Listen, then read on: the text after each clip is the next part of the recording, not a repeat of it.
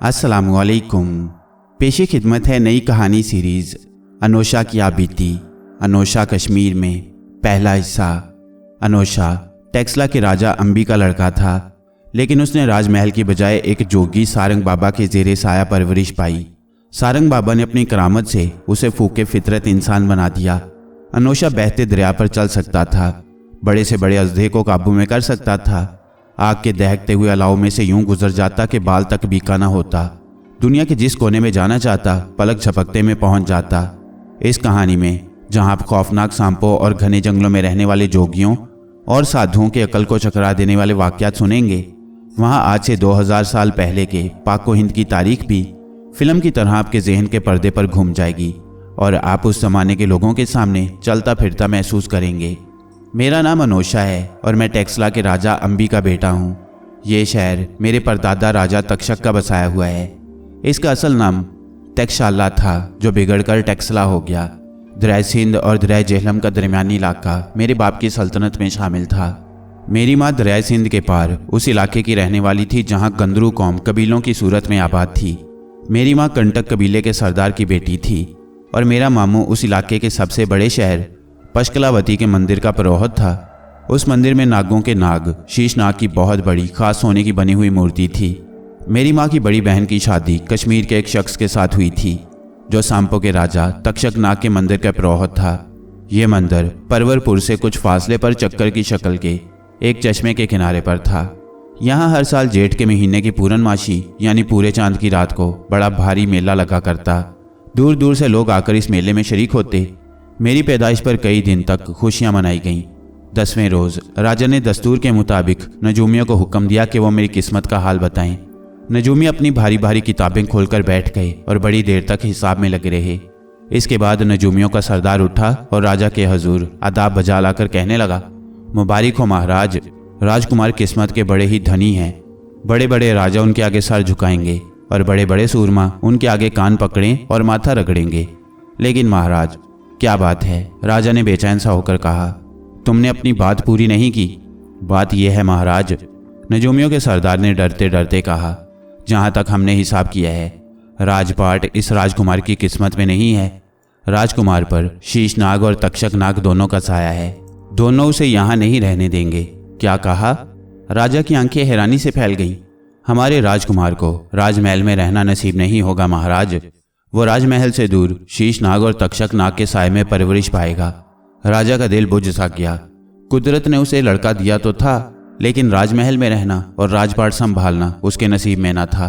इसके तीसरे रोज कंटक कबीले के सरदार की तरफ से एक कासिद राजा के दरबार में आया।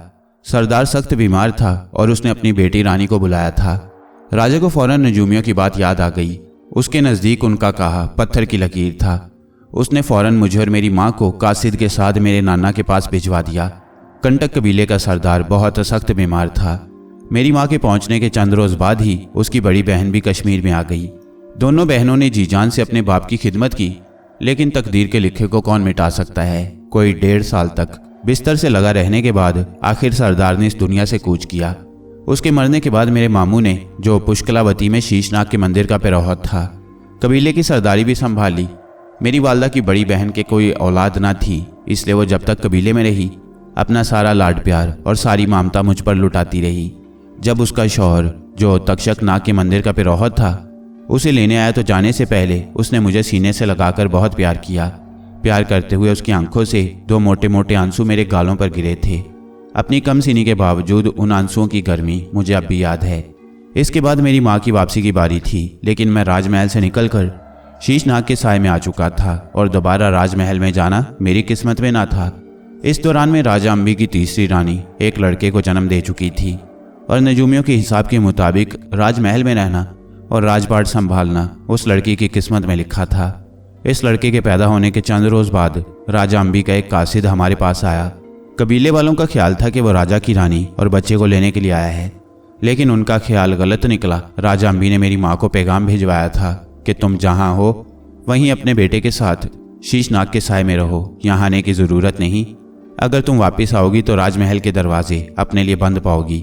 मेरी माँ ने तकदीर के इस फैसले को खामोशी और हौसले के साथ कबूल कर लिया। उसकी आंख से कोई आंसू न टपका। कबीले के सरदार की बेटी की हैसियत से सारा कबीला उसकी इज्जत करता था। त्योहारों के मौका पर लोग शीशनाग के मंदिर में चढ़ावे चढ़ाते तो हम माँ बेटों के लिए नजराने लाना न भूलते। फ़र्क सिर्फ राजमहल और कबीले की ज़िंदगी का था। आराम के लिहाज से कबीले की ज़िंदगी राजमहल से कम न थी। यहाँ मेरी ज़िंदगी हर तरह की फ़िक्र से आज़ाद थी। मैं कबीले की बस्तियों में इस शान से घूमता था जैसे इन बस्तियों का सरदार हूँ। फिर बस्तियों से होते हुए मैं जंगलों में दूर दूर तक निकल जाता था। उन जंगलों में दरिंदे भी थे और सांप बिच्छू भी, लेकिन मेरे दिल में तो जैसे किसी चीज़ का खौफ था ही नहीं। मैं सांपों के साथ यूं खेलता जैसे बच्चे खिलौनों से खेलते हैं। इन सांपों ने मुझे कभी नहीं काटा। मुमकिन है कभी काटा भी हो, लेकिन उसका असर मुझे मालूम ना हुआ। शायद नजूमियों की ये बात दुरुस्त ही थी कि मुझ पर शीशनाग का साया है। शायद सांप भी ये बात जानते थे। मैं जब जंगल में जाकर सीटी बजाता तो कहीं ना कहीं से कोई सांप निकल कर मेरे सामने आ जाता और फिर वो मेरे सामने यूं लौटपट होने लगता जैसे कोई बाजीगर अपने करतब दिखा रहा हो। सच्ची बात तो ये है कि मैंने जब से होश संभाला सांपों को अपने आसपास देखा। 2, 4 या 10, 20 नहीं, 100 सांप एक वक्त में मेरे सामने खेलते रहे और मैं भी उनके साथ खेलता रहा हूँ। सांपों के साथ मेरी दिलचस्पी का इल्म मेरी माँ ही को नहीं पूरे कबीले को था। कबीले वालों ने इसे काम लेने का तरीका भी निकाल लिया था। वो अगरचा शीशनाग की पूजा करते थे, नाग देवता के नाम के चढ़ावे चढ़ाते थे, लेकिन कहीं कहीं सांप नजर आ जाए तो खौफ से भाग जाते थे। साल के साल पुष्कलावती के मंदिर में नाग पंचमी का त्यौहार बड़ी शान से मनाया जाता। ये समझा जाता था कि इस त्यौहार पर जो शख्स जितने ज़्यादा सांपों को दूध पिलाएगा उतना ही उसका साल अच्छा गुजरेगा। होता ये था कि लोग कटोरियों में दूध भरकर मंदिर के अंदर और उसके आसपास रख देते थे। इधर उधर से सांप आते और दूध पी लेते। अब ये होने लगा कि दूध की कटोरियां भरकर रख दी जाती और दरमियान में मुझे खड़ा कर दिया जाता। मैं सीटी बजाना शुरू करता, सांप आते और दूध पी जाते। कटोरियां सुबह से शाम तक कई बार दूध से भरी जाती। दूध के ख़त्म हो जाने तक यह सिलसिला चलता रहता। 10 साल की उम्र को पहुंचने तक मेरी ज़िंदगी इसी तरह गुजरती रही। वक्त गुजरने के साथ सांपों के साथ मेरी दिलचस्पी बढ़ती गई। सीटी के साथ साथ अब मैं बीन भी बजाने लगा था। मेरी बीन की आवाज़ सांपों को मस्त कर देती थी। नाग पंचमी के त्यौहार पर सांपों को जमा करने के लिए अब मैं सीटी के साथ साथ बीन से भी काम लेने लगा। फिर वो वाक़या पेश आया जिसके मुतालिक मैंने कभी सोचा भी ना था। जेठ के महीने की पूरनमाशी मेरी माँ पुरस्कार तौर पर बीमार हो गई। शाम तक वो अच्छी भली थी। जैसे ही उस रात का पूरा चांद आसमान पर नमूदार हुआ उसकी हालत ख़राब होने लगी। उसकी बीमारी बहुत अजीब थी। वो ज़रा देर के लिए होश में आती और फिर बेहोश हो जाती। कुछ देर बेहोश रहने के बाद जब उसे होश आता तो साफ मालूम होता था कि वो पहले की निस्बत कमज़ोर हो चुकी है। मैं उसके पलंग की पट्टी से लगा बैठा था। बार बार एक ही बात मेरी ज़ुबान पर आ रही थी, माँ ये तुम्हें क्या हो गया है माँ। लेकिन मुझे माँ की तरफ से अपने सवाल का जवाब नहीं मिल रहा था। फिर जब वो एक बार खासी देर तक बेहोश रहने के बाद दोबारा होश में आई तो उसके होंठों पर कमज़ोर सी मुस्कुराहट खेल रही थी। वो मेरे सर पर हाथ फेरते हुए रुक रुक कर कहने लगी, अनोशा बेटे, मैंने अभी अभी अपनी बड़ी बहन को देखा है। आज जेठ की पूरनमाशी है ना। इस वक्त वो दोनों मियाँ बीवी तक्षक नाग के मेले में हैं। मेरी बहन मुझसे कह रही थी कि तुम अपना फ़र्ज़ पूरा कर चुकी हो, अब अनोशा मेरा है। और बेटे, मैं खुद भी यही महसूस कर रही हूँ, मेरा फ़र्ज़ पूरा हो चुका है। अब मुझे यहाँ से जाना है। नजूमिया ने गलत नहीं कहा था। तुम पर शीशनाग और तक्षक नाग दोनों का साया है। जिंदगी के पहले 10 साल तुमने शीशनाग के साए में गुजारे हैं। शायद अगले 10 बरस तुम तक्षक नाग के साए में गुजार दोगे। मेरे बाद तुम सीधे मेरी बहन के पास पहुंच जाना। सुन रहे हो ना। सुन रहा हूँ माँ, मैंने रुंधे हुए गले से कहा। रो नहीं बेटे, मेरी माँ ने कहा। तुम्हारे रोने से मेरी रूह बेचैन होती है। तुम्हें तो आगे चलकर बहुत कुछ करना है, भूल गए। नजूमिया ने क्या कहा था तुम्हारे बारे में। मैं इस दुनिया में तुम्हारे पास नहीं होंगी, लेकिन मेरी रूह अगले जहान में इस घड़ी का इंतज़ार करती रहेगी जब नजूमियों का कहा पूरा होगा। जब वो दिन आएगा कि बड़े बड़े राजा मेरे अनोशा के आगे सर झुकाएंगे, जब बड़े बड़े सूरमा मेरे अनोशा के सामने कान पकड़ेंगे और माथा रगड़ेंगे। माँ माँ, मैं बेचैन होकर चीख उठा। माँ की आवाज़ आहिस्ता आहिस्ता डूबती जा रही थी। माँ ने एक बार फिर मेरे सर पर हाथ फेरा और कहा, देखो, जैसा मैंने कहा है वैसा ही करना। मुझे अपनी बहन से शर्मिंदा ना होना पड़े। वो तुम्हारी राह देख रही है, तुम्हारी राह देख रही है, तुम्हारी राह। और ये कहते कहते वो फिर बेहोश हो गई, कभी होश में ना आने के लिए। मेरी माँ की मौत ने सारे कबीले में गम की लहर दौड़ा दी। किसी के गुमान में भी नहीं आ सकता था कि वो यूं अचानक इस दुनिया से रुखसत हो जाएगी। सारा कबीला मुझसे हमदर्दी का इजहार कर रहा था। लेकिन मैं कबीले के लोगों की तरफ यूं खोई खोई नज़रों से देख रहा था जैसे वो मुझसे नहीं किसी और से हमदर्दी का इजहार कर रही हों। मेरी आंख में कोई आंसू ना था। ना जाने कैसे माँ के आखिरी बार बेहोश होते ही मेरे आंसू अपने आप खुश्क हो गए थे। मैं अपनी माँ की आखिरी रसूम अदा होने तक कबीले में ठहरा रहा। कबीले वाले मुझे अपने पास रखना चाहते थे। मेरे मामू ने तो यहाँ तक कह दिया था कि मैं पुष्कलावती के मंदिर के पिरोहत या कबीले की सरदारी में से जो ओहदा भी चाहूँ ले सकता हूँ। लेकिन मेरी ज़िंदगी का फ़ैसला तो मेरी माँ पहले ही कर चुकी थी। अपनी माँ की आखिरी रसूम से फारिग होते ही मैंने अपने मामू और कबीले वालों को अलविदा कहा और वहाँ से चल दिया। कश्मीर में तक्षक नाग का मंदिर मेरी मंजिल था। अनोशा शीशनाग के साय से निकलकर तक्षक नाग के साय में जा रहा था। कश्मीर की तरफ जाते हुए जब मैं टेक्सला से गुजरा तो मेरे दिल की अजीब हालत हो गई। ये वो शहर था जहाँ मेरे बाप की राजधानी थी, जिसके राजमहल में मैंने आंखें खोली थीं। मैं राजा अंबी का बड़ा लड़का था, राजकुमार अनोशा। लेकिन ये पुरानी बातें थीं। मैं उसके लिए गोया हमेशा के लिए मर चुका था। शायद इसलिए कि शाही तख्त पर बैठना मेरी किस्मत में ना था और राजा की तीसरी रानी एक लड़के को जन्म दे चुकी थी और नजूमियों के हिसाब के मुताबिक राजमहल में रहना और राजपाट संभालना उस लड़के की किस्मत में लिखा था। मैंने अपने आप पर नज़र डाली। शक्लो सूरत से मैं अच्छा खासा भिखारी लग रहा था। किस्मत के खेल कैसे अजीब होते हैं, मैंने सोचा। एक राजकुमार इस शहर की गलियों में जूतियां चटखाता फिर रहा है और दूसरा राजकुमार इसी शहर के राजमहल में ऐश कर रहा है। लेकिन ये सोचकर मेरे दिल ने कोई दुख महसूस नहीं किया। मेरी दुनिया ही दूसरी थी। मेरी मंजिल टेक्सला का तख्त नहीं, कश्मीर में तक्षक नाग का मंदिर थी। रात मैंने टेक्सला की एक सराय में बसर की। सराय में दूसरे मुसाफिरों की जुबानी मालूम हुआ कि अभी कुछ रोज़ पहले राजा पोरस और राजा अंबी के दरमियान एक खौफनाक लड़ाई हुई है। राजा अंबी जेहलम और सिंध के दरमियानी इलाके पर हुकूमत करता था और दरियाए जेहलम और दरियाए चनाब के दरमियानी इलाके पर राजा पोरस की हुकूमत थी। दोनों राजाओं के दरमियान शुरू ही से दुश्मनी चली आ रही थी और उन्हें जब भी मौका मिलता था वो एक दूसरे पर वार करने से नहीं चूकते थे। लेकिन इस बार राजा पोरस ने राजा अंबी की फौजों का कचूमर निकाल कर रख दिया था। उसके हज़ारों प्यादे और सवार मर चुके थे। आधे से ज़्यादा जंगली रिथ बेकार हो गए थे। घुड़सवारों में से एक भी ऐसा ना था जिसे कोई जख्म न आया हो। राजा पोरस ही को नहीं, राजा अंबी के वजीरों को भी यकीन था कि राजा अंबी अब कभी पोरस के मुकाबले पर आने की जुर्रत न करेगा। इस खबर ने मेरे दिल पर कोई ख़ास असर नहीं किया। मैंने इसे यूं सुना जैसे ये शिकस्त मेरे बाप की नहीं किसी और राजा की थी। बाप और बेटे का ताल्लुक अब बाकी भी कहाँ रहा था। अगली सुबह मैं सराय से निकला और अपनी मंजिल की तरफ रवाना हो गया। सफ़र की तकलीफ़ें बर्दाश्त करता और मांग तांग कर पेट भरता कई महीनों के बाद मैं तक्षक नाग के मंदिर पहुंचा। मेरी खाला ने मुझे देखते ही अपनी आगोश में भींच लिया और मेरा मुंह सर चूमने लगी।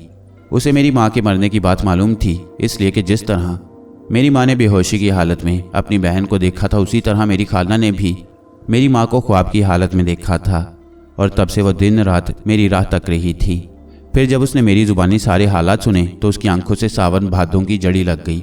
उसको रोते देखकर मेरा दिल भर आया और वो अनोशा जिसकी आंखों से माँ के मरने पर एक भी आंसू ना निकला था, खाला को रोते देखकर बिलक बिलक कर रोने लगा। खाला के घर पहुंचकर मैंने चंद दिन आराम करने में गुजारे। फिर एक रोज़ बीन उठाई और बाहर की तरफ निकल गया। मैं निकला तो जंगल की तरफ जाने के इरादे से था, लेकिन मेरे कदम उस रास्ते पर उठने लगे जो परवरपुर की तरफ जाता था। थोड़ी देर बाद ही मैं उस शहर में पहुंच गया और इधर उधर की सैर करने लगा। टेक्सला और पुष्कलावती के मुकाबले में ये शहर मामूली सा था, लेकिन मामूली होने के बावजूद उसकी अजब शान थी। ये शहर राजा अंबा राई की राजधानी था। ये राजा भी अजीब था, इसकी प्रजा भी अजीब थी और उसके कानून भी अजीब थे। मैं यूं ही बेमकसद शहर के बड़े बाजार में फिर रहा था कि एक चौक में शोर सुनकर ठिठक गया। दौड़कर करीब पहुंचा तो देखा कि राजा के सिपाही एक हट्टे कट्टे आदमी को घसीटे हुए ले जा रही हैं। मैंने एक शख्स से माजरा पूछा तो उसने पहले तो मुझे सर से पांव तक देखा, फिर कहने लगा, ये अंधेर नगरी है मियाँ लड़के, यहाँ ऐसा ही होता है। ये कहकर वो आगे बढ़ गया। मेरे पल्ले कुछ ना पड़ा, इसलिए असल बात मालूम करने की गर्ज से दूसरे लोगों के साथ हो लिया जो शायद उस आदमी का तमाशा देखने राजा के दरबार की तरफ जा रहे थे। कुछ देर बाद सिपाही उस आदमी को लेकर राजा के दरबार में पहुंच गए। राजा शक्ल सूरत से अजीब मालूम होता था। उसके चेहरे पर राजाओं वाली कोई बात थी ही नहीं।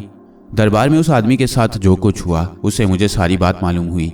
ये मामला इस कदर अजीबोगरीब था कि मुझे देर तक इसका यकीन नहीं आया।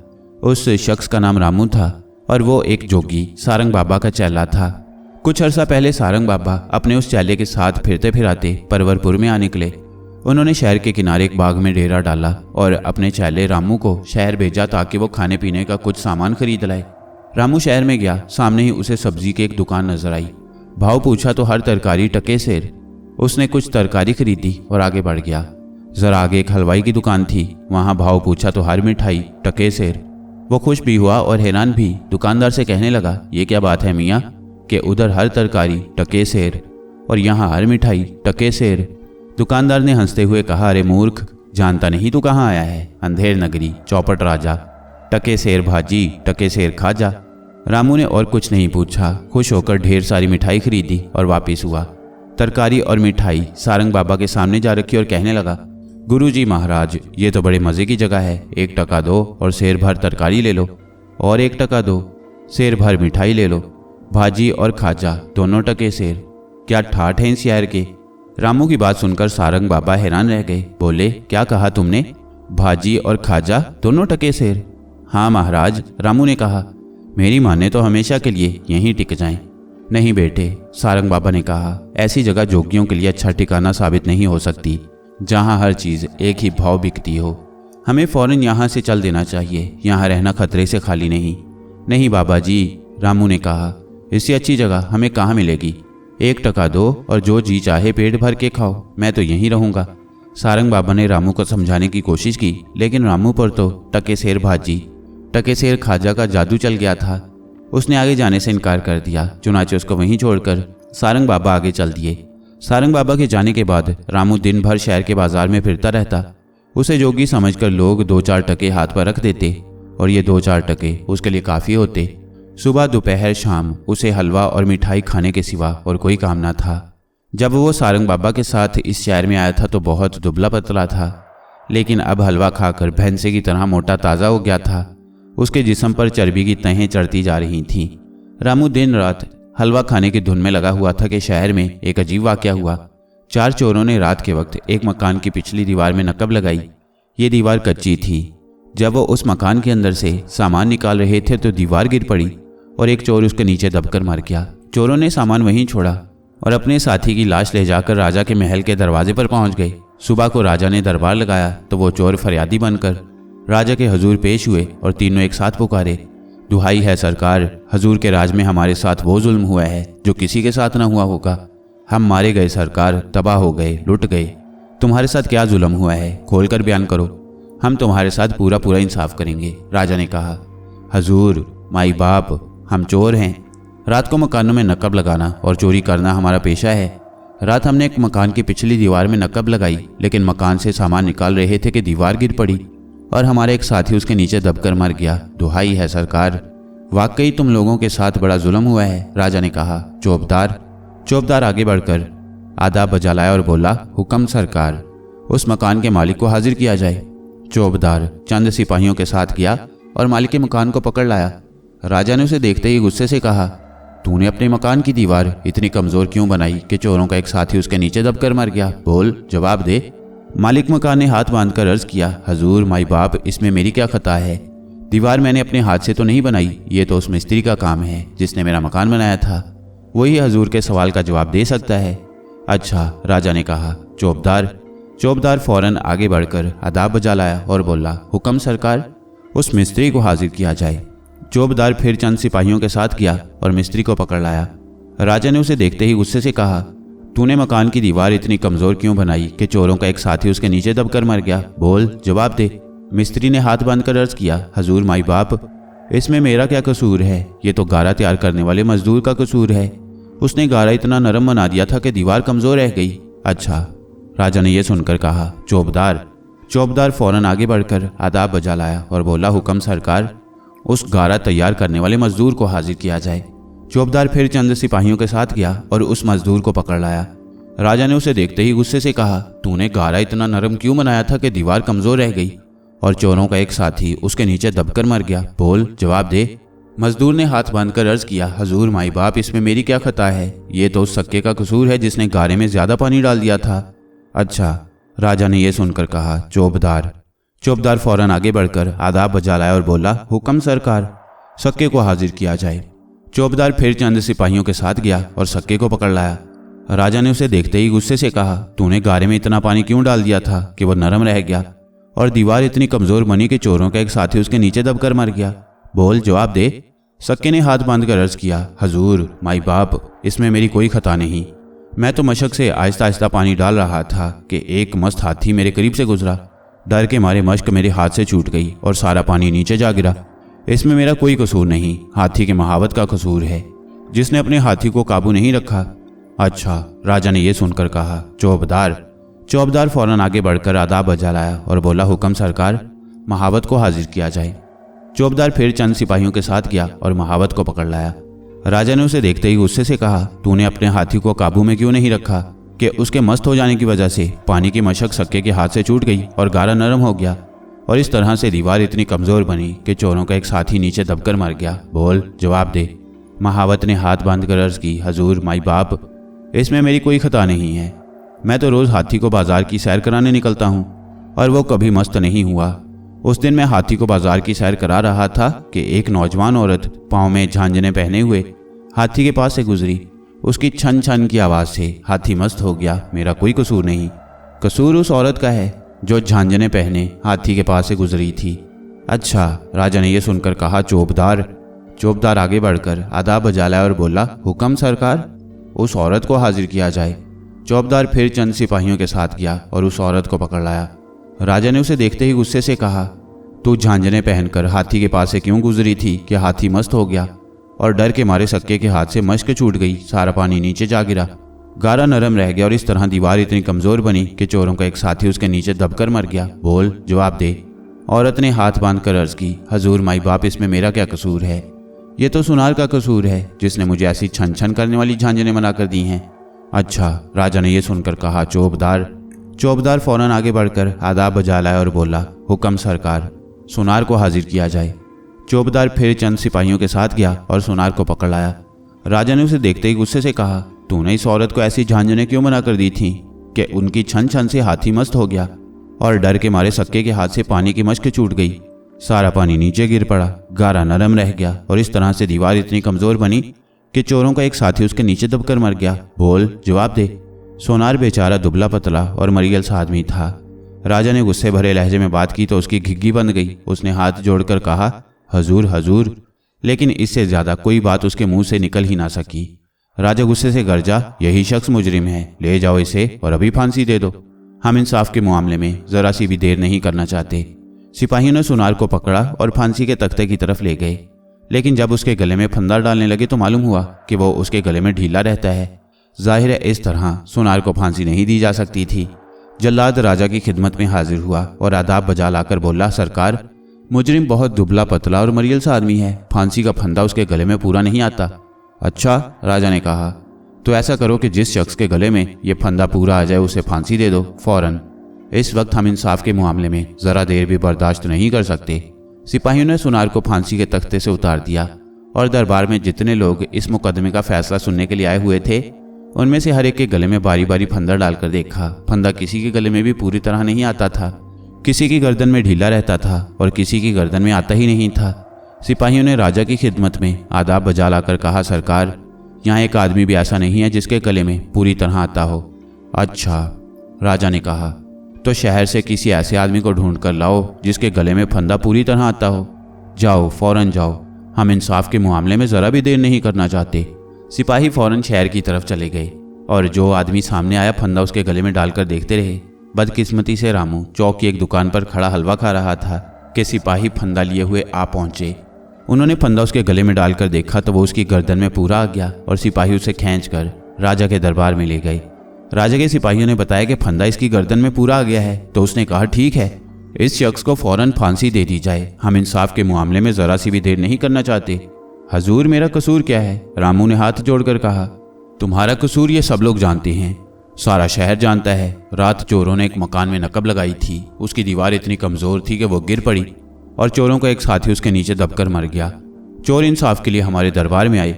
हमने मालिक मकान को बुलाया और उससे पूछा कि तूने अपने मकान की दीवार इतनी कमजोर क्यों बनाई कि चोरों का एक साथी उसके नीचे दबकर मर गया। मालिक मकान ने जवाब दिया कि ये तो मकान तामीर करने वाले मिस्त्री का कसूर है, हमने मिस्त्री को तलब किया और उससे पूछा कि तूने मकान की दीवार इतनी कमज़ोर क्यों बनाई कि चोरों का एक साथी उसके नीचे दबकर मर गया। मिस्त्री ने जवाब दिया कि यह तो गारा बनाने वाले मजदूर का कसूर है।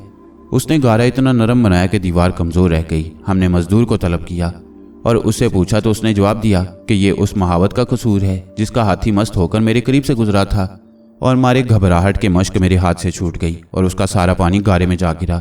हमने हाथी के महावत को तलब किया और उससे पूछा कि तूने अपने हाथी को काबू में क्यों नहीं रखा, तो उसने जवाब दिया कि ये तो उस औरत का कसूर है जो पाँव में झांझने पहने हुए हाथी के पास से गुजरी और उनकी छन छन की आवाज़ से हाथी मस्त हो गया।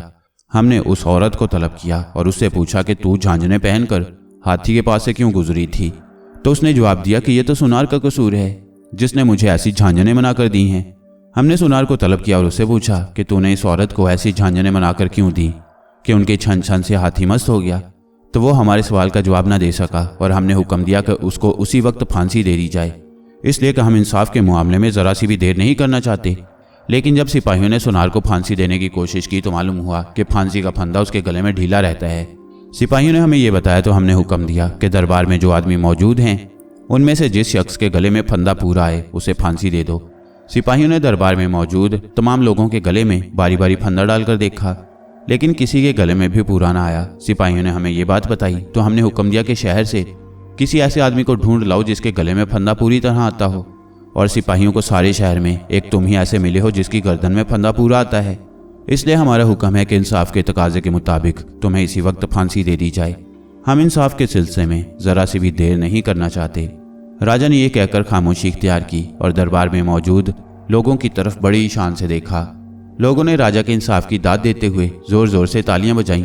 रामू ने कुछ कहना चाहा लेकिन उसकी आवाज़ तालियों के शोर में दबकर रह गई। जल्द ही उसे महसूस हो गया कि यह अंधेर नगरी है और अंधेर नगरी का इंसाफ ऐसा ही हुआ करता है। तब उसे मालूम हुआ कि उसके गुरु सारंग बाबा ने क्यों कहा था कि इस जगह रहना खतरे से खाली नहीं है।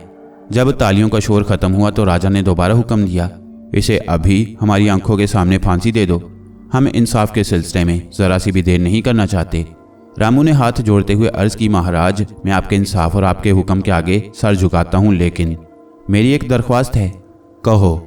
हजूर, मैं इस शहर में अपने गुरु के साथ आया था और वह मुझे यहाँ छोड़कर आगे चले गए थे। मैं चाहता हूँ कि मरने से पहले एक बार उनके दर्शन कर लूँ। मुझे मरने से पहले उनके दर्शन हो जाएं तो यह हजूर का बहुत बड़ा एहसान होगा। अगर तुम्हारी यही ख्वाहिश है तो अच्छा, राजा ने कहा, हम इसके लिए तुम्हें कुछ दिनों की मोहलत दे सकती हैं, लेकिन अपने गुरु को यहाँ बुलवाने का बंदोबस्त तुम्हें खुद करना होगा। आज बुध का दिन है, तुम्हें अगले बुध तक की मोहलत दी जाती है। बहुत बहुत मेहरबानी महाराज, रामू ने कहा। मैं खुद अपने गुरु तक इतला पहुंचाने का कोई बंदोबस्त कर लूँगा। ये कहकर रामू ने दरबार में खड़े हुए लोगों की तरफ नज़र की। शायद वो ये देखना चाहता था कि उनमें से किस शख्स को अपने गुरु के पास भेजने के लिए कहे। सब उसी शहर के लोग थे और उसका तमाशा देखने आए थे। किसी के चेहरे पर उसके लिए अफसोस या हमदर्दी के जज्बात न थे।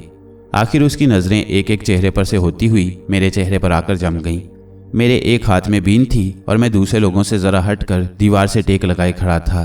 रामू थोड़ी देर तक मेरी तरफ देखता रहा। उसकी निगाहों से लजाजत और मिन्नत समाजत टपक रही थी। उसने मेरी तरफ देखते हुए दोनों हाथ जोड़ दिए और मुझे अपने पास आने का इशारा किया। मैं उसके करीब जा खड़ा हुआ। वो बड़ी आजिज़ी से कहने लगा, जोगी जी, महाराज, क्या आप अपने भाई के काम नहीं आएंगे? मैं ये अल्फाज सुनकर हैरान सा हो गया। किसी ने आज तक इस तरह मुझे मुखातिब नहीं किया था। मैंने कहा, देखो मियाँ, ना मैं जोगी हूँ ना महाराज, मेरा नाम अनोशा है। अनोशा जी महाराज, रामू ने गिड़गिड़ाते हुए कहा, किसी तरह सारंग बाबा को मेरे हाल की खबर कर दीजिए। मैं ज़िंदगी भर आपका एहसान नहीं भूलूंगा, अगले जहान में भी नहीं भूलूंगा। सारंग बाबा कहाँ हैं? मैंने पूछा। तक्षक नाग का मंदिर तो आपने देखा होगा महाराज। देखा है, मैं वहीं रहता हूँ। मंदिर की पिरोहत की बीवी मेरी खाला है। ये सुनकर रामू ने एकदम मेरे दोनों हाथ थाम लिए और कहने लगा, तो फिर महाराज, ये काम सिर्फ आप ही कर सकती हैं। मंदिर के पास जो चश्मा है उसके करीब शुमाल में एक पहाड़ी है। उस पहाड़ी के दूसरी तरफ कुछ दूर आगे जाकर वादी में एक गार है। सारंग बाबा उसी गार में जाप कर रहे होंगे। मुझे उन्होंने यही बताया था। जैसे भी हो सके उन्हें मेरी विपदा से आगाह कर देना। राजा ने अगले बुध तक की मोहलत दी है। मैं नहीं चाहता कि अपने गुरु के दर्शन किए बिना और उनसे अपनी गलतियों की मुआफ़ी मांगे बगैर इस दुनिया से चला जाऊं। कहिए महाराज, क्या आप मुझ गरीब के हाल पर तरस खाएंगे? मुझे यहाँ आए सिर्फ चंद दिन हुए थे और ये चंद दिन भी मैंने सफ़र की थकावट दूर करने में गुजारे थे। मैं यहाँ बिल्कुल अजनबी था। मुझे इस इलाके का कुछ पता न था, लेकिन ना जाने कैसे ये अल्फाज मेरे मुंह से निकल गए। हौसला रखो, तुम्हारा पैगाम सारंग बाबा तक पहुंच जाएगा। ये कहकर मैं तेजी से राजा अंबाराई के दरबार से निकल गया।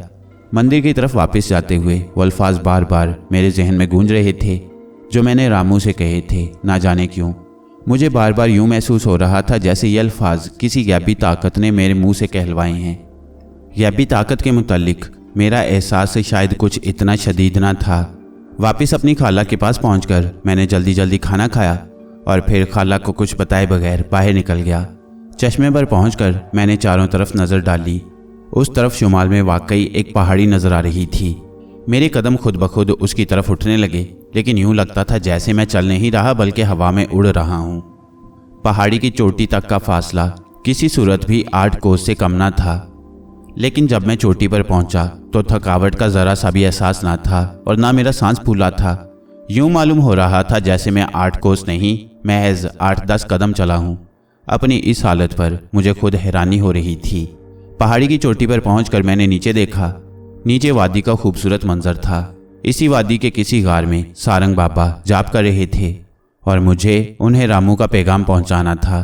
मुझे नहीं मालूम था कि वो गार कहाँ है, किस तरफ है और कितनी दूर है, लेकिन अब मुझे यकीन हो चुका था कि मैं किसी गैबी ताकत के ज़ेरे असर हूँ और वही ताकत गार की तरफ मेरी रहनुमाई कर रही है। मैं दम भर को रुका और फिर नीचे पहाड़ी की चोटी उतरने लगा। जैसे ही मैं वादी में दाखिल हुआ, एक अजीबोगरीब बू मेरे नथनों से टकराई। ना जाने ये किस चीज़ की और कैसी बू थी कि मुझ पर नशे किसी कैफियत तारी होने लगी। मेरे कदम बराबर उठ रहे थे, लेकिन मुझे जैसे अपने आप का होश ना था। मुझे कुछ अंदाज़ा नहीं था कि मैं कितनी देर तक इस बेहोशी की सी हालत में रहा। इस मदहोशी की हालत में मैंने कितना सफ़र किया मुझे कुछ मालूम नहीं। फिर अचानक मुझे एक ज़ोर की फुंकार सुनाई दी। मेरे कदम खुद ब खुद रुक गए। मदहोशी की हालत एकदम ख़त्म हो गई। मैंने चौंक कर सामने देखा। चंद कदम के फासले पर एक गार का दरवाज़ा दिखाई दे रहा था और उस गार के दरवाजे पर एक भारी भरकम नाग कुंडली मारे और फन उठाए पहरा दे रहा था। वो ज़ोरदार फुंकार जो मैंने सुनी थी उसी नाग की थी। नाग को देखते ही मेरे हाथ हरकत में आए और मैंने अपनी बीन होंठों से लगा ली, लेकिन अभी बजाने ना पाया था कि गार के अंदर से एक गूंजदार आवाज़ बुलंद हुई, ठहरो, इसकी ज़रूरत नहीं है, अंदर चले आओ। ये आवाज़ बड़ी ही रौबदार थी। मैंने बीन होंठों से हटा ली और नाक के पास से होकर गार के अंदर दाखिल हो गया। फिर मेरी आंखें हैरत से फटी की फटी रह गईं। मेरा ख्याल था कि गार के अंदर अंधेरा होगा, लेकिन वहाँ तो ऐसी रोशनी थी जैसे खुली जगह पर दिन का उजाला फैला हुआ हो। ये गार खासा वसी था। इसकी छत भी खासी ऊंची थी। इसके ऐन दरमियान में एक जोगी आलती पालती मारे बैठा था। उसकी लंबी लंबी जटाएं और नाफ को छूती हुई सफ़ेद दाढ़ी देखकर हैबत तारी होती थी। उसकी बड़ी बड़ी रोशन आंखें जैसे मुझे घूर रही थीं। यूं लगता था जैसे उसकी निगाहें मेरे दिल में तीर की तरह गड़ी जा रही हैं। यकीनन ये सारंग बाबा ही थे। सारंग महाराज, मैंने कहा और फिर दोनों हाथ जोड़कर उन्हें सलाम किया। सारंग बाबा ने मेरे चेहरे पर नजरें गाड़ते हुए कहा, तुम अनोशा हो? जी महाराज। पशकलावती से आए हो? जी महाराज। 10 साल वहाँ रहे हो? जी महाराज। शीशनाग के मंदिर में? जी महाराज। सारंग बाबा ने इत्मीनान का सांस लिया और कहने लगे, मेरी मेहनत ठिकाने लगी। मैंने यहाँ आकर महाराज के नाम का जाप किया था और उनसे कोई चैला मांगा था जो सचमुच मेरा चैला साबित हो सके। मेरे उस जाप का इनाम तुम हो। मुझे तुम्हारे मुतल्लिक सब बता दिया गया है। मुझे मालूम है कि तुम 10 साल तक तक्षक नाग के साए में रहे हो। मैं जानता हूँ कि तुम्हारी सीटी और बीन की आवाज़ पर सांप लोटपोट होने लगती हैं। ये सब कुछ मुझे तक्षक नाग ने बता दिया था। तुम यहाँ तक्षक महाराज के साए में आए हो और उन्होंने तुम्हें मेरे हवाले कर दिया है। अब तुम मेरे चेले हो, मेरे साथ रहोगे। मैं तुम्हें वो सब कुछ सिखा दूंगा जो मैंने सीखा है। वो तमाम दौलत तुम्हारे दामन में डाल दूंगा जो मेरे दामन में है। मैं तुम्हें वो सब कुछ बना दूंगा जिसका तुम ख्याल भी नहीं कर सकते। मेरी आंखें तुम्हारे अंदर छुपे हुए जौहर साफ देख रही हैं। मुझे यकीन है कि तुम ऐसे शागिर्द साबित होगे जो उस्ताद का नाम रोशन करते हैं। ये कहकर सारंग बाबा ज़रा देर के लिए रुके तो मैंने डरते डरते कहा, महाराज, मैं तो यहाँ रामू के सिलसिले में हाजिर हुआ हूँ। रामू? सारंग बाबा ने हैरानी से कहा, क्या हुआ उसे? कहीं हलवा खा खा कर उसका पेट तो नहीं फट गया? नहीं महाराज, मैंने कहा, बात कुछ और है। लेकिन आप तो इतने पहुँचे हुए जोगी हैं, आपको तो उसके हाल की खबर होनी चाहिए थी। कहने को तो मैंने ये बात कह दी, लेकिन साथ ही ख्याल आया कि सारंग बाबा बुरा मान जाएंगे, क्योंकि मैंने एक तरह से उन पर चोट की थी। लेकिन मेरी हैरत की हद न रही जब उन्होंने मुस्कुराते हुए कहा, अनोशा बेटे, हमारी अपनी कोई हस्ती नहीं है, हमारी कोई करामत अपनी करामत नहीं है। हम सिर्फ इतना ही जानते हैं जितना कुदरत की तरफ से हमें बताया जाता है। ये बात हर घड़ी और हर वक्त नहीं होती। वो एक ख़ास वक्त होता है जब हमारी आंखें देवताओं की आंखें बन जाती हैं, हमारे कान देवताओं के कान बन जाते हैं। लेकिन चिराग तले अंधेरा की तरह कभी हमें अपने पास की बात की भी खबर नहीं होती। समझ रहे हो ना? जी महाराज। तो बताओ रामू पर क्या विपदा पड़ी है? मैंने शुरू से आखिर तक सारा माजरा कह सुनाया। वो खामोशी से सुनते रहे और जब मैं अपनी बात ख़त्म कर चुका तो वो बोले, वो 100 मूर्खों का एक मूर्ख है। वो मेरे भाई की निशानी है, इसलिए मेरे दिल में उसके लिए प्यार ही प्यार है। मैंने बहुत कोशिश की कि वो कुछ बन जाए, उसे बराबर अपने साथ रखा, उसे बहुत कुछ सिखाने की कोशिश की, लेकिन वो निरा चिकना घड़ा साबित हुआ। और परवरपुर आकर तो वो टक्केसेर खाजे पर ऐसा रीझा कि मेरे समझाने पर भी उसे समझ नहीं आई। इसलिए मैं उसे वहीं छोड़कर यहाँ चलाया था और इस बात के लिए जाप किया था कि मुझे कोई लायक चेला मिले। कुदरत ने तुझे मेरे पास पहुँचा दिया है, लेकिन रामू के लिए भी मुझे कुछ ना कुछ करना होगा। वो मेरे भाई की निशानी है। इतना कहकर सारंग बाबा सोच में डूब गए। थोड़ी देर बाद कहने लगे, मैं चाहूँ तो यहीं बैठे सब कुछ हो सकता है। जिस तरह तुम यहाँ आए हो उसी तरह रामू को भी यहाँ लाया जा सकता है। कोई चीज़ उसका रास्ता नहीं रोक सकेगी, लेकिन मूर्खों के साथ मूर्ख बनकर ही जिया जा सकता है। तुम जाकर रामू को तसल्ली दे देना कि वो फिक्र न करे, अगले बुध को हम वहाँ मौजूद होंगे, तुम भी और मैं भी, और फिर वहाँ जो कुछ होगा वो एक दुनिया देखेगी। बुध का दिन आया तो सारी दुनिया रामू के फांसी लगने का तमाशा देखने के लिए उमड़ आई। राजा अंबाराई का दरबार यूं खचाखच भर गया कि कहीं तिल धरने को भी जगह न रही। मैंने सारंग बाबा की हदायत के मुताबिक रामू को बता दिया था कि उसे क्या करना और क्या कुछ कहना है। वो फांसी के तख्ते पर निहायत इत्मीनान से खड़ा अपने गुरु सारंग बाबा का इंतजार कर रहा था। कुछ देर बाद सारंग बाबा आहिस्ता आहिस्ता कदम उठाते हुए दरबार में दाखिल हुए और सीधे फांसी के तख्ते की तरफ बढ़े। जैसे ही वो करीब आए, रामू ने आगे बढ़कर उनके घुटनों को हाथ लगाए और फिर एकदम चिल्ला उठा, जल्दी करो, जल्दी से मुझे फांसी लगा दो। ऐसा वक्त फिर कभी नहीं आएगा। क्या बकते हो? सारंग बाबा रामू को झिड़कते हुए बोले, इसे उतार दो तख्ते से और मुझे फांसी लगा दो। मैं ये मौका गंवाना नहीं चाहता। नहीं महाराज, मुझे फांसी लग जाने दो। मूर्ख कहीं के, तुम नहीं, मैं फांसी पर चढ़ूंगा। नहीं महाराज, मैं। रामू और सारंग बाबा में बाकायदा तकरार होने लगी। रामू चीख चीख कर कहता कि जल्दी से मुझे फांसी लगा दी जाए, और सारंग बाबा कहते, इसे नहीं, जल्दी से मुझे फांसी दे दी जाए। लोग जो रामू के फांसी लगने का तमाशा देखने आए थे, उनके लिए गुरु और चेले की तकरार एक तमाशा बन गई। गुरु और चेले को आपस में तकरार करते देखकर राजा अंबाराई जब्त न कर सका। वो तख्त से उठकर फांसी के तख्ते के करीब आया और सारंग बाबा से कहने लगा, क्या बात है जोगी जी, ये तुम आपस में तकरार क्यों कर रहे हो? बात यह है महाराज, सारंग बाबा ने कहा, ये वक्त ऐसा मुबारक है कि इस वक्त जो भी फांसी पाएगा बगैर किसी हिसाब किताब के सीधा जन्नत में जाएगा। ऐसा वक्त सैकड़ों साल में कहीं एक बार आता है। मैं ये मौका गंवाना नहीं चाहता। आप अपने आदमियों को हुक्म दें कि वो जल्दी से मुझे फांसी दे दें। नहीं महाराज, रामू चीख उठा, फांसी मैं लगूंगा। चुप कमबख्त, सारंग बाबा ने उसे डांटा, तुझे अपने गुरु की बात काटते हुए शर्म आनी चाहिए। अपने आदमियों को जल्दी हुक्म दीजिए महाराज कि वो देर ना करें और फौरन मुझे फांसी दे दें। रामू कुछ कहने लगा था कि राजा ने हाथ के इशारे से उसे खामोश कर दिया और वो सारंग बाबा से कहने लगा, क्या वाकई ये बात सच है कि इस वक्त जो फांसी लगेगा वो बगैर हिसाब किताब के सीधा जन्नत में जाएगा? महाराज, सारंग बाबा ने कहा, अगर मुझे इस बात का यकीन ना होता तो मैं इसके लिए तकरार क्यों करता। जल्दी कीजिए महाराज, अपने आदमियों को हुक्म दीजिए कि वो मुझे फांसी पर चढ़ा दें। वक्त हाथ से निकला जा रहा है। ठहरो, राजा अंबाराई ने रोब से कहा, तुम में से किसी को भी फांसी नहीं दी जाएगी। हम खुद बगैर हिसाब किताब के जन्नत में जाना चाहते हैं। जल्लाद, जल्दी से फांसी का फंदा हमारी गर्दन में डाल दो। जल्लाद राजा का ये हुक्म सुनकर हैरान रह गया। उसके हाथ कांपने लगे। उसको हिचकिचाते देखकर राजा ने खुद आगे बढ़कर फंदा उसके हाथ से लिया और अपने गले में डाल लिया। फंदा जरा सा ढीला था। इस पर राजा ने कहा, अरे ये तो ढीला है, अब मैं बगैर हिसाब किताब के जन्नत में कैसे जा सकूंगा? सारंग बाबा फौरन आगे बढ़े और उन्होंने फंदे की गिरह को जरा सा कस दिया। फिर बोले, नहीं महाराज, आपको धोखा हुआ है, फंदा तो बिल्कुल ठीक है। राजा अंबाराई ये सुनकर खुश हो गया। उसने एक नज़र दरबार में मौजूद लोगों पर डाली, फिर जल्लाद को तख्ता खींचने का इशारा किया। सारंग बाबा और रामू पीछे हट गए और जल्लाद ने राजा के कदमों के नीचे से तख्ता खींच लिया। राजा का जिस्म जरा देर को तड़पा और फिर उसकी गर्दन एक तरफ को ढलक गई। चंद लम्हों बाद ही राजा अंबाराई का बेजान जिस्म फांसी के रस्से के साथ झूल रहा था। लोग यूं हैरान खड़े थे जैसे उन्हें अपनी आंखों पर यकीन न आया हो। वो तो रामू के फांसी लगने का तमाशा देखने आए थे। उसकी बजाय पहले उन्होंने रामू और उसके गुरु सारंग बाबा को फांसी लगने के लिए आपस में तकरार करते देखा था और फिर उनकी नज़रों के सामने खुद राजा अंबाराई फांसी पर चढ़ गया था। कुछ देर तक लोग इसी तरह खड़े रहे, फिर वो आपस में बातें करने लगे। ये बातें बढ़ते बढ़ते एक शोर की सूरत इख्तियार कर गई। अब हमारा राजा कौन होगा, अब यहाँ कौन राज करेगा, लोग कह रहे थे।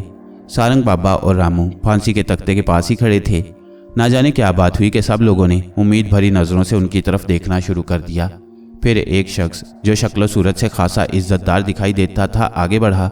उसने करीब आकर सारंग बाबा के घुटनों को हाथ लगाए, फिर हाथ जोड़कर कहने लगा, महाराज आप बड़ी करनी वाले हैं, मेहरबानी करके बताएं कि अब हमारा राजा कौन होगा। बुजुर्गों से सुना है कि तख्त का खाली रहना अच्छा शगुन नहीं होता। सारंग बाबा ने कुछ सोचा और फिर जैसे उनके दिमाग में बिजली सी कौंध गई।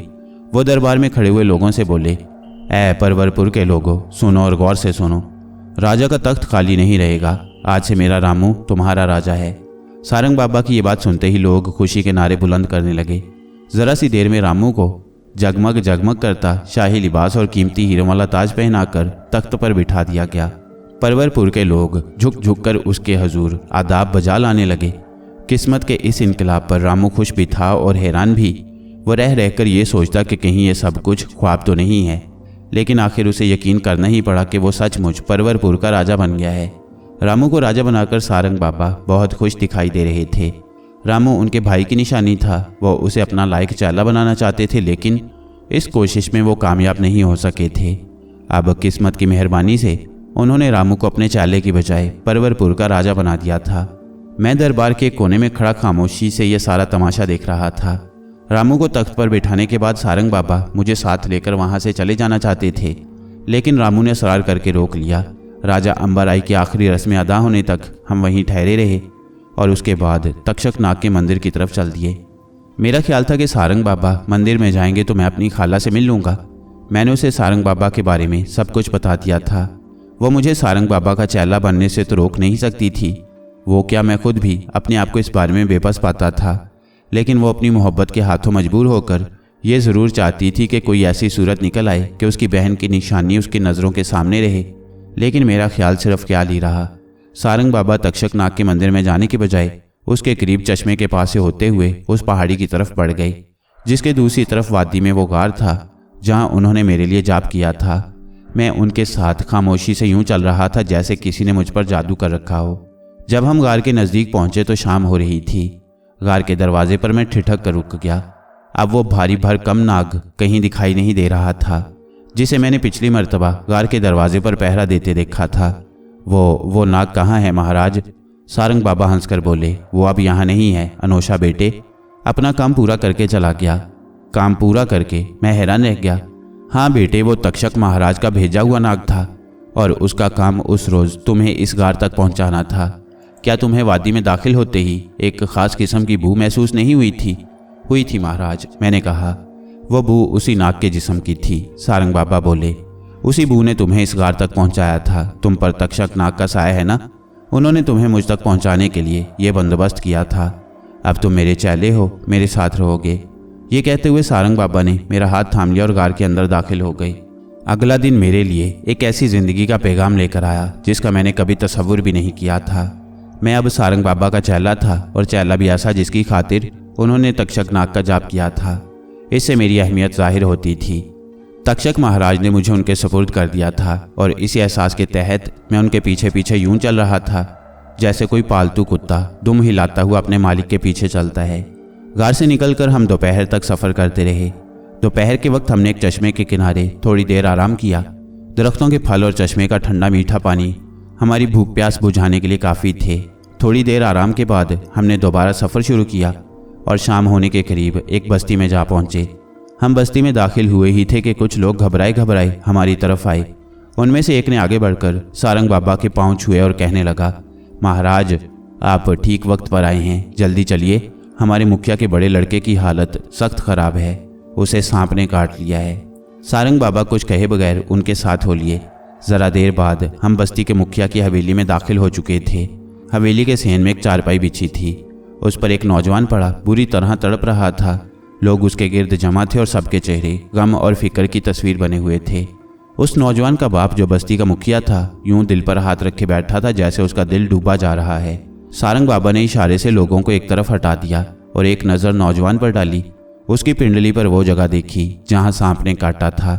फिर चाकू से उस जगह जरा सा चीरा दिया और उसके अंदर अपना मुंह का लुआब लगा दिया। फिर बोले, घबराओ नहीं मियाँ, ये कोई जहरीला सांप नहीं था, लड़का भी ठीक हो जाएगा। और वाकई थोड़ी देर बाद ही वो नौजवान उठ बैठा। यूं लगता था जैसे किसी सांप ने उसे काटा ही नहीं था। मुखिया सारंग बाबा के कदमों में गिर गया। महाराज, आप बड़ी करने वाले हैं, आपने मेरे बेटे की जान बचाकर मेरी भी जान बचा ली है। फिर वो भागा भागा अंदर गया और चांदी के सिक्कों की एक थैली लाकर सारंग बाबा की तरफ बढ़ा दी। ये मेरी तरफ से कबूल फरमाइए। तुम अपनी चांदी अपने पास रखो, सारंग बाबा बोले, या इसे अपने बेटे के सर पर से वार कर गरीबों में बांट दो। हम जोगी लोगों का दौलत से क्या काम, हम तो उड़ते पंछी हैं। मुखिया ने उसी वक्त वो थैली अपने बेटे के सर से वार कर बस्ती के गरीब लोगों में बांट दी। फिर उसने असरार करके हमें निहायत इज्जत के साथ अपनी हवेली में ठहराया। हमारे बिस्तर हवेली के एक अलग थलग हिस्से में लगाए गए थे। सारंग बाबा ने जिस तरह अपने लुआब से मुखिया के नौजवान बेटे को ठीक कर दिया था, इससे वो हैरान रह गया था। रात के वक्त मैंने हिम्मत करके ये बात सारंग बाबा से पूछ ही ली। आपने कमाल कर दिया बाबा जी, ज़रा सा थूक लगाया और वह नौजवान ठीक हो गया। आधी उम्र गंवाकर हमने कमाल हासिल किया है। बेटे, जहर को जहर ही मारता है। तो इसका मतलब यह हुआ कि आपका थूक जहर है। सारंग बाबा हंस दिए और बोले, तुम थूक की बात करते हो बेटे, अब तुम्हें क्या बताएं कि शीश नाग, तक्षक नाग, वासुकी और ना जाने किस किस नाग का जहर हमारी रगों में खून बनकर दौड़ रहा है। हम अब तक 2, 4 या 10, 20 नहीं, सैकड़ों नागों का जहर अपने बदन में उतार चुके हैं और अभी यह सिलसिला ख़त्म नहीं हुआ। जवानी में नाग का जहर ही अपनी सबसे बड़ी खुराक रही है। मैं कुछ नहीं समझा महाराज, वक्त आने पर खुद ब खुद समझ जाओगे। अभी तुम्हारी उम्र ही क्या है। मैं खामोश हो रहा। मेरी हैरानी दूर होने की जगह और बढ़ गई, लेकिन मैंने अपने आप को समझाते हुए कहा, अनोशा बेटे, अपनी हैरानी पर काबू पाना सीखो। सारंग बाबा के साथ रहकर अभी तुम्हें बहुत कुछ देखना है। उनका चेला बनने के बाद उनसे बहुत कुछ सीखना है। मैं कुछ ही देर सोया हूँगा कि यूं महसूस हुआ जैसे कोई मेरा शाना ज़ोर ज़ोर से हिला रहा है। मैंने आंखें खोल दी। सारंग बाबा मुझ पर झुके हुए थे और मेरा शाना हिलाते हुए आहिस्ता आहिस्ता कह रहे थे, अनोशा बेटे, अनोशा बेटे, उठो ज़रा बाहर चलें। हम हवेली से बाहर निकले और आहिस्ता आहिस्ता चलते हुए हवेली से बाहर आ गए। रात अंधेरी थी, आसमान पर तारों की मध्यम मध्यम रोशनी थी, लेकिन इसके बावजूद सारंग बाबा के कदम यूं उठ रहे थे जैसे उनके लिए रात की तारीकी भी दिन के उजाले की तरह है। और हैरत की बात यह थी कि उनके साथ चलते हुए मुझे भी रास्ता दिन के उजाले की तरह दिखाई दे रहा था। हम चलते हुए दरिया के किनारे जा पहुंचे। ये एक छोटा सा दरिया था। दरिया के किनारे पहुंचकर सारंग बाबा बोले, अनोशा बेटे, ज़रा बीन तो बजाओ, हम भी तुम्हारा हुनर देखें। बीन मेरे बाएं हाथ में थी। मैंने बीन होंठों से लगाई और बजाने लगा। ज़रा सी देर बाद ही पानी में शपाशप की आवाज़ आने लगी। यूं लगता था जैसे दरिया में बीसियों सांप फिर रहे हैं। मैं अपनी धुन में बीन बजाए जा रहा था कि सारंग बाबा ने लपक कर बीन मुझसे छीन ली और ख़ुद बजाने लगे। सारंग बाबा का बीन बजाने का अंदाज और ही था। ये एक ऐसी लय थी जिससे मैं अब तक बिल्कुल बेखबर था। मेरे कान बीन की आवाज़ पर थे और नज़रें सामने दरिया के पानी पर जमी थीं। किनारे के करीब दरिया के पानी का कुछ हिस्सा यूं चमक रहा था जैसे सूरज की किरणें पड़ रही हों।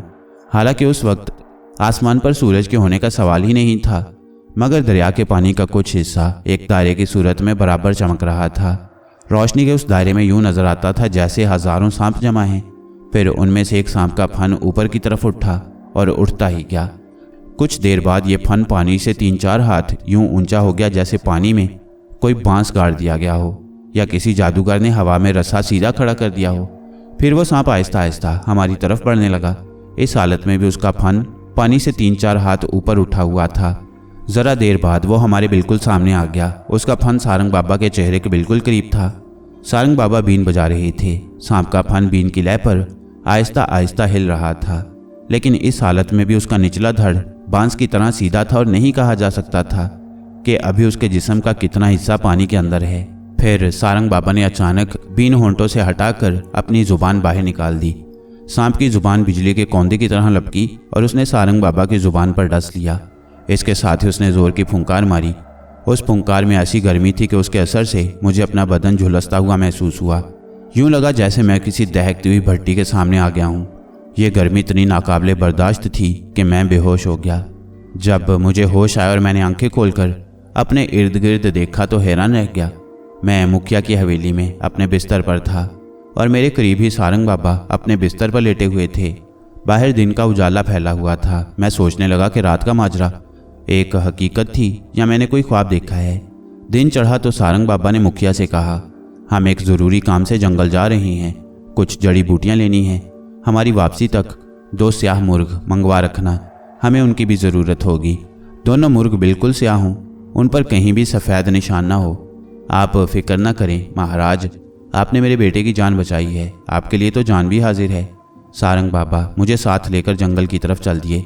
जंगल खासा घना था, लेकिन सारंग बाबा उस जंगल के चप्पे चप्पे से यूं वाकिफ़ मालूम होते थे जैसे एक किसान अपने खेत के चप्पे चप्पे से वाकिफ़ होता है।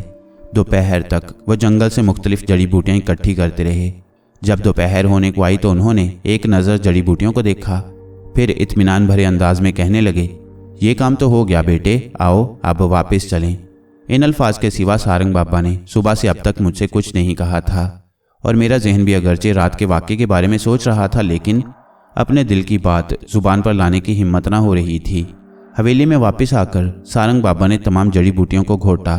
मुखिया ने 2 स्याह मुर्ग पहले ही मंगवा रखे थे। बाबा ने दोनों को ज़िबा करके उनका खून एक प्याले में जमा किया। उस खून को जड़ी बूटियों के साथ शामिल करके फिर घोटा और फिर अपने पास से कोई सफूफ उसमें शामिल किया जो देखने में किसी चीज़ की राख मालूम होता था। ये सब चीज़ें मिलकर एक गाढ़ी सी लई बन गई जिससे अजीब किस्म की बू आ रही थी। दवा तैयार हो गई तो बाबा प्याला हाथ में लिए उठ खड़े हुए और मुझसे कहने लगे, अनोशा बेटा आओ चलें। और मैं खामोशी से उनके साथ हो लिया। कुछ देर बाद हम दरिया के किनारे पहुंच गए। ये वही दरिया था जिसे मैंने कल रात देखा था। दिन के उजाले में भी ये वैसा ही नजर आ रहा था। दरिया की तरफ देखते हुए मेरा जहन अब भी यही सोच रहा था कि कल रात का माजरा ख्वाब था या हकीकत। सारंग बाबा ने मेरे कपड़े उतरवा दिए, मुंह सूरज की तरफ कर दिया और जिस्म पर उस दवा का गाढ़ा गाढ़ा लेप करने लगे। जब मेरे तमाम बदन पर दवा का लेप हो चुका तो वो कहने लगे, अब ज़रा इसे खुश्क हो जाने दो, उसके बाद दरिया में नहा लेना। फिर एक नाग क्या ऐसे हज़ारों नाग भी हों तो उनकी फुंकार की गर्मी तुम पर असर नहीं करेगी। तुम्हें मालूम है कि उसकी फुंकार में इतनी गर्मी होती है कि पत्थर पर पड़े तो जलकर राख हो जाए।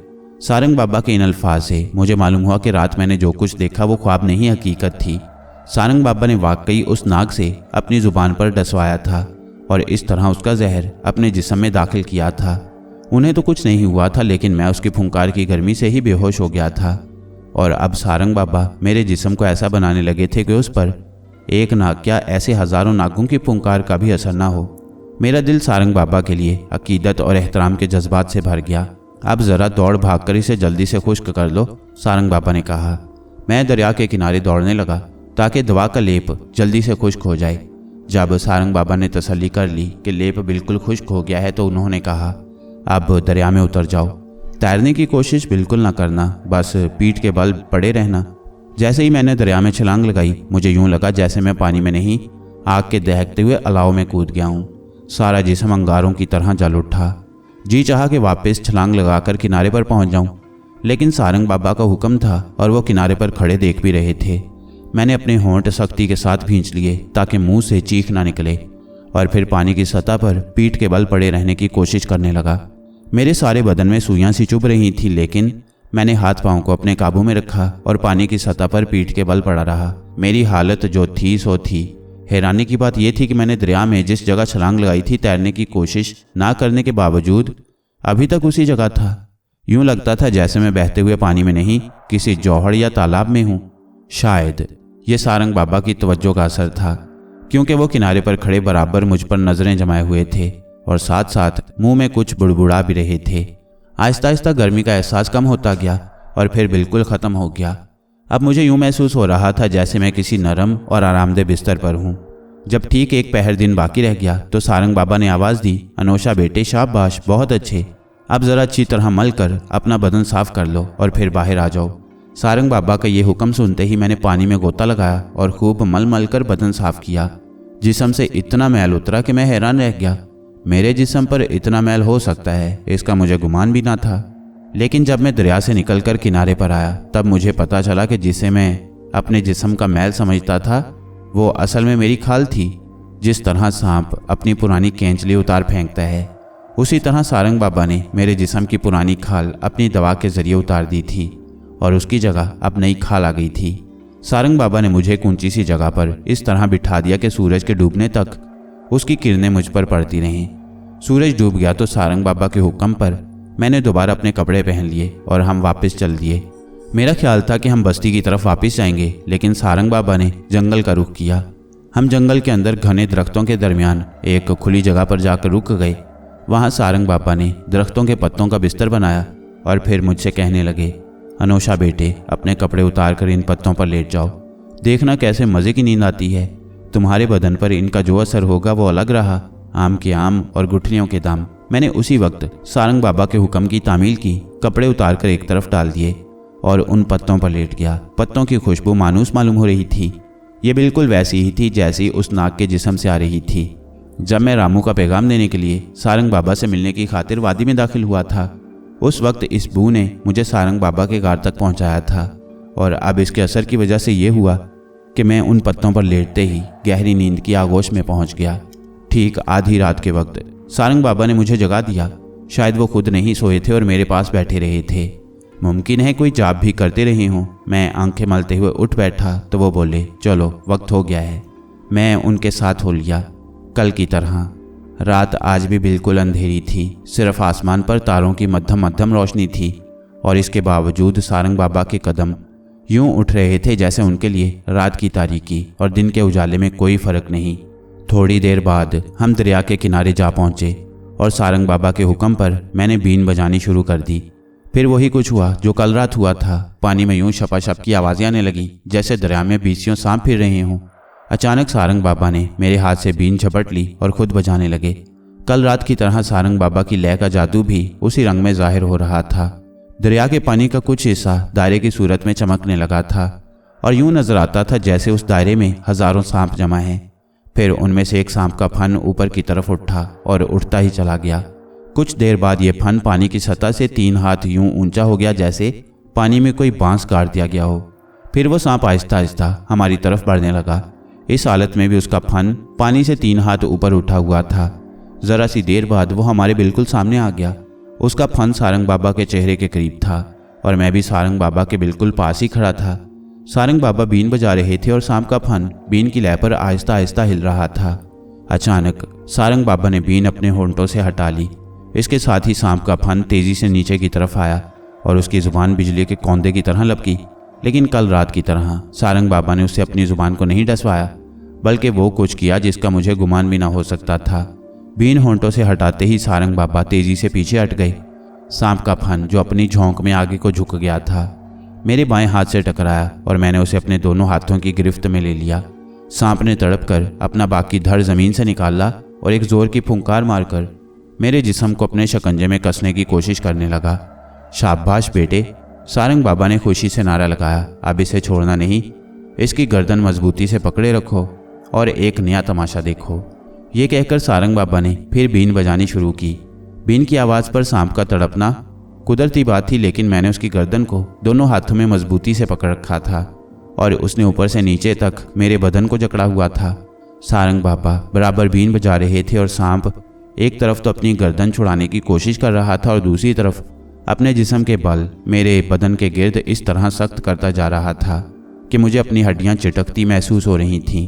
लेकिन ना जाने मुझ में उस वक्त इतनी ताकत कहाँ से आ गई थी कि मैंने उसकी गर्दन पर अपनी गिरफ्त ढीली ना होने दी। ये हालत देर तक जारी नहीं रह सकती थी। आखिर सांप पहले तो अधमुआ सा हुआ और फिर उसकी जान जैसे बिल्कुल ही निकल गई। सारंग बाबा बीन बजाते हुए मेरी और नाक की तरफ देख रहे थे। जैसे ही सांप बेहरकत हुआ, वो बीन होंठों से हटाकर सीधे मेरी तरफ बढ़े और मेरा माथा चूमते हुए बोले, शाबाश बेटे, तुमने मैदान मार लिया है।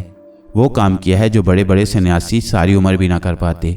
उन्होंने सांप की गर्दन से मेरे हाथ हटाए और फिर मेरे जिस्म को सांप की गिरफ्त से आज़ाद किया।